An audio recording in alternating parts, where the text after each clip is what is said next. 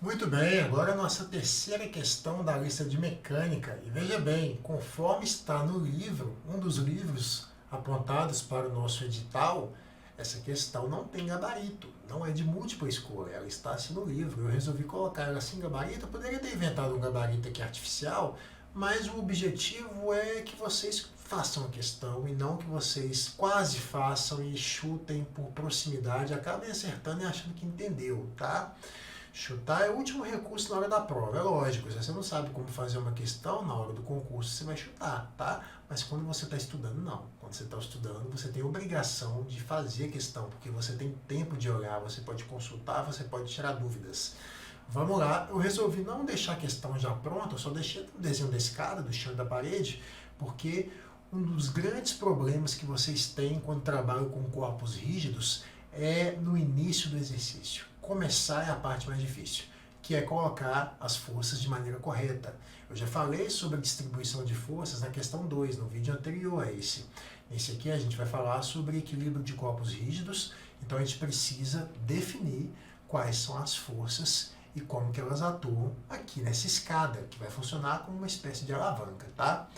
Vamos lá, pessoal. O que a questão quer saber? Qual a distância que essa pessoa deve subir em relação à origem aqui da escada para que a escada não escorregue, tá? Porque na medida que ela vai subindo, a distância relativa do peso da pessoa até o ponto de apoio no chão vai ficando cada vez maior. Isso tende a fazer a escada rotacionar, a escada escorregar, tá? Então existe uma distância máxima permitida. Nesse sentido, a gente pode dizer que a distância máxima permitida é aquela distância D, e a gente supõe uma condição para ela, né, que seria aqui. Então D é igual a essa medida que eu acabei de representar, onde nós vamos ter aqui o peso do homem, né? Então aqui pH. A gente vai ter para baixo também o peso da escada. E como que a gente coloca o peso de objetos homogêneos e uniformes, tá? Veja, a gente deve colocar o peso sempre no meio do objeto, no seu centro de gravidade. Aqui então é o peso da barra. Vamos colocar um PB aqui, né?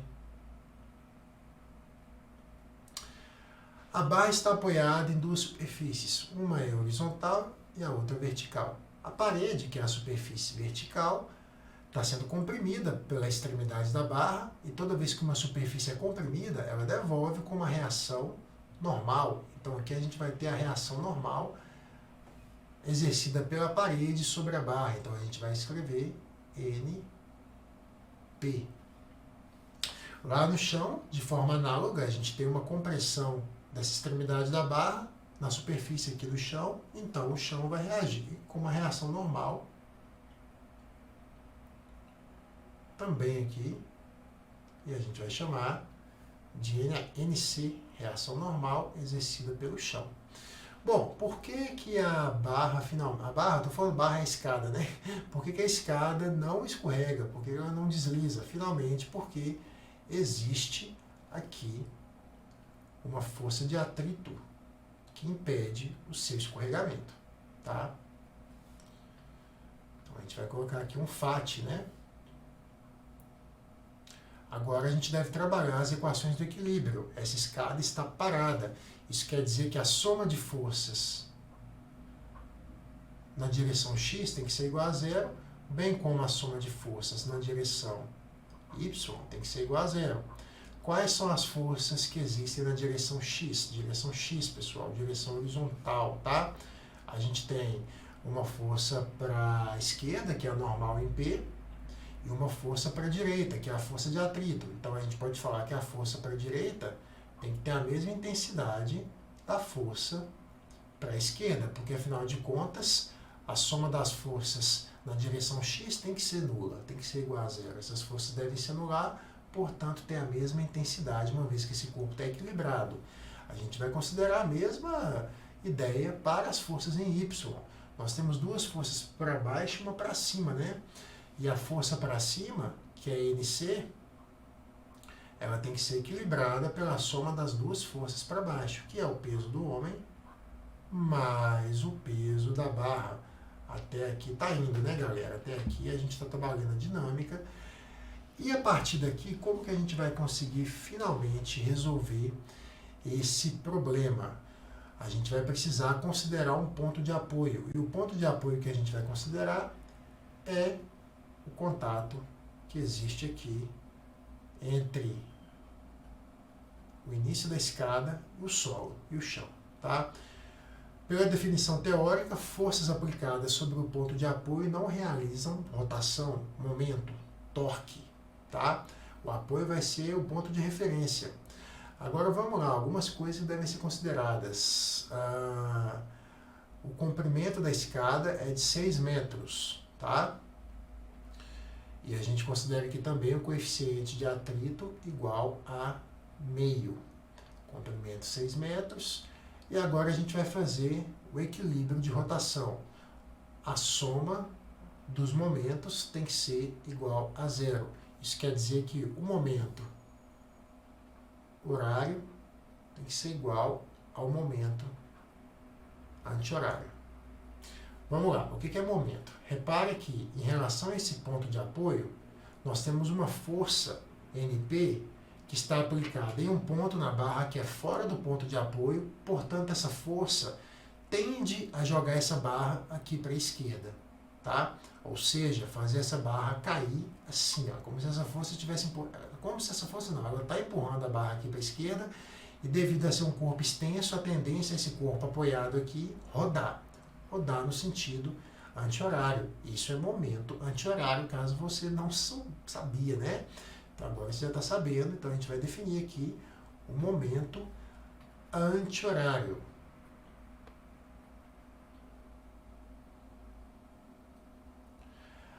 Já o peso da barra e o peso do homem tendem a fazer essa barra apoiada no solo rotacionar nesse sentido aqui, ou seja, essas forças atuando, puxando para baixo e o apoio nessa posição, essas forças vão causar o quê?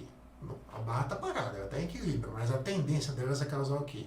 A queda da barra nesse sentido. Portanto, vocês percebem um momento horário, como se fosse o relógio, né? Caso vocês não saibam por que é horário e por que é anti-horário, porque existe uma rotação nesse sentido, essa é a horária, existe uma rotação no sentido contrário, que é a rotação anti-horária. Então percebam aqui, pessoal, que o peso da barra realiza um momento horário, bem como o peso do homem realiza um momento horário. Ou seja, o momento do peso do homem mais o momento do peso da barra é igual ao momento da força normal que a parede aplica. Vamos resolver? Resolvendo como? Momento ou torque é igual a força vezes distância. Aqui está em módulo, tá? E sendo assim, basta que agora a gente saiba qual é a distância que essas forças estão em relação ao ponto de apoio. Agora perceba uma coisa muito importante. Muito importante. Isso aqui é a dica de ouro, tá? Isso aqui é aquela parte da questão que você fala, caramba, eu encontrei uma joia, cara. Eu não sabia fazer isso, agora você vai saber, né? Você vai pensar assim, eu não sabia, agora eu sei. Olha, quando a gente fala de rotação, de torque, de momento, a gente está se referindo a forças que são perpendiculares a um corpo extenso, tá?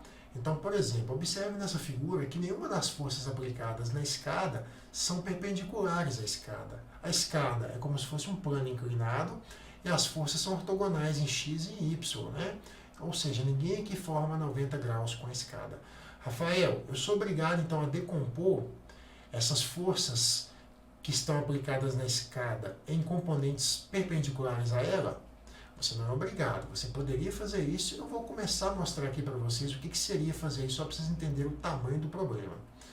O problema seria o seguinte, né? Eu vou fazer aqui rapidinho, a normal em P você decomporia numa componente perpendicular, né? Forma 90 graus aqui, Você pegaria o peso de B e decomporia ele também aqui no meu componente perpendicular, formando 90 graus. Mesma coisa para o peso do homem, né? Aqui foi o peso da barra, e agora o peso do homem. Você teria que decompor essas forças.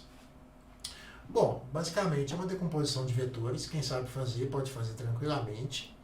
Basta conhecer os ângulos ali envolvidos, que não tem nenhum problema e não é difícil conhecer esses ângulos, mas eu vou propor para você pensar de outra forma a partir de agora. Toda vez que você tiver um corpo extenso, inclinado em equilíbrio e submetido a forças ortogonais em x e y, né? Porque nossas forças estão nessas direções aqui, ó. X e y. NP é uma força na direção x, sentido para a esquerda, e PH e PB são forças na direção y para baixo.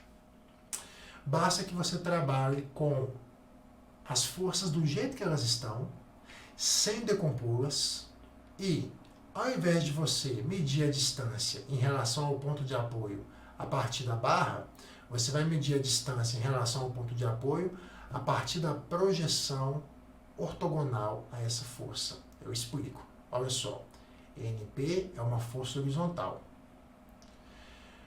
A partir dessa direção horizontal, eu vou pegar a projeção ortogonal a ela, né, a projeção perpendicular à horizontal, até o ponto de apoio. Então, estou falando para vocês que vocês vão considerar essa distância aqui para calcular o torque, o momento da força normal exercida pela parede. Ou seja, eu posso simplesmente, para não embolar a figura, considerar essa distância, a altura da parede. Aí não tem que ser doutorado, não, Rafael? Claro que não, né, gente? Força, direção, né, ortogonal. Essa medida aqui, ó, que eu estou considerando, é justamente essa medida aqui. E aí vocês percebem que a força, do jeito que ela está, eu não precisei mexer, eu não precisei fazer nada. Ela já está formando 90 graus com a projeção. Esse é um macete interessantíssimo, tá? Tá muito fácil, porque agora a gente tem um ângulo.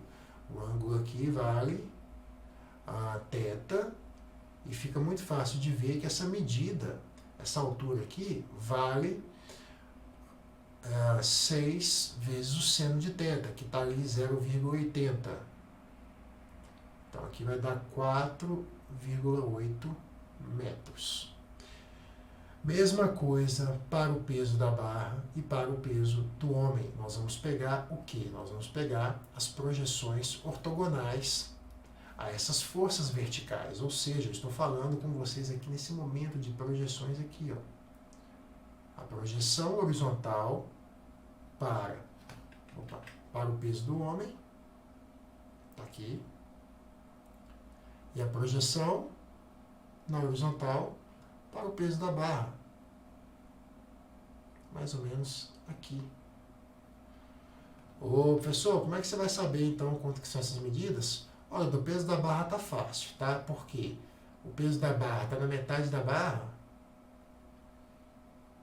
aqui dá 3 metros, uma questão grande, né, gente?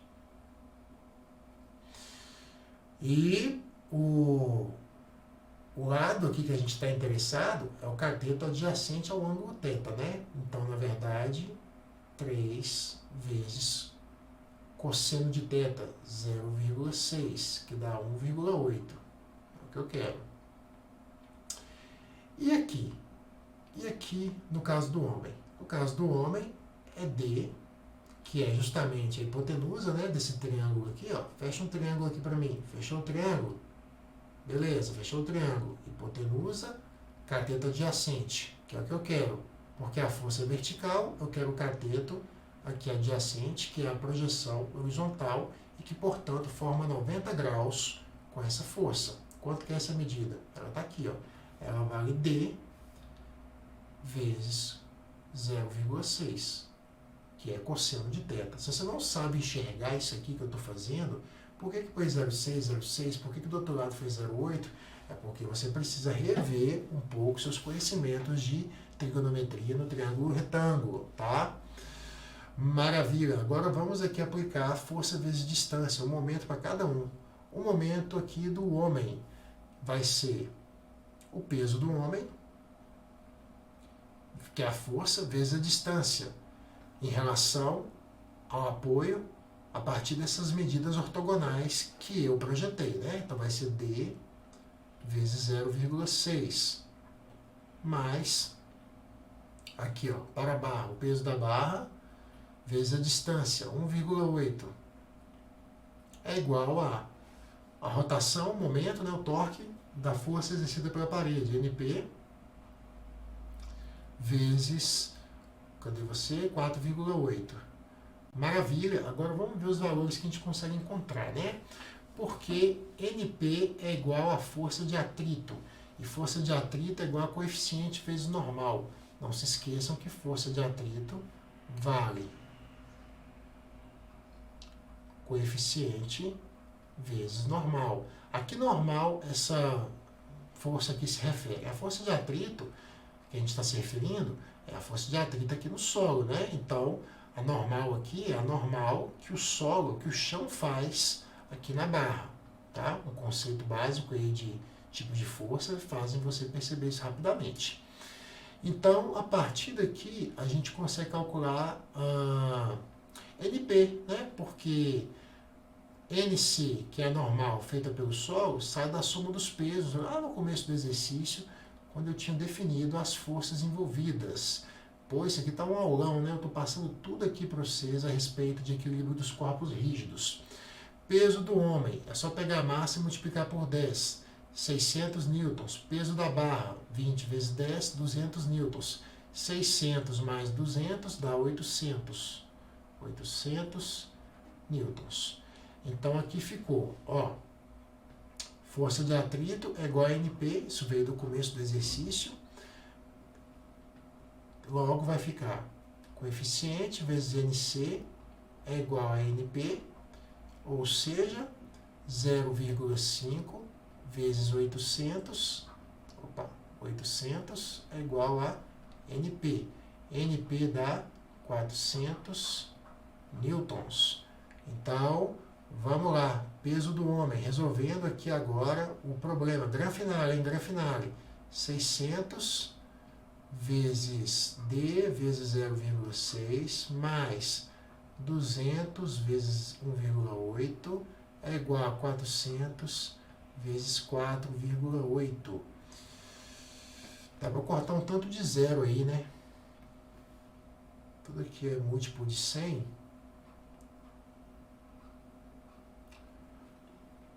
Aqui então vai ficar 6 vezes 0,6D, que dá 3,6D, mais 2 vezes 1,8, 3,6,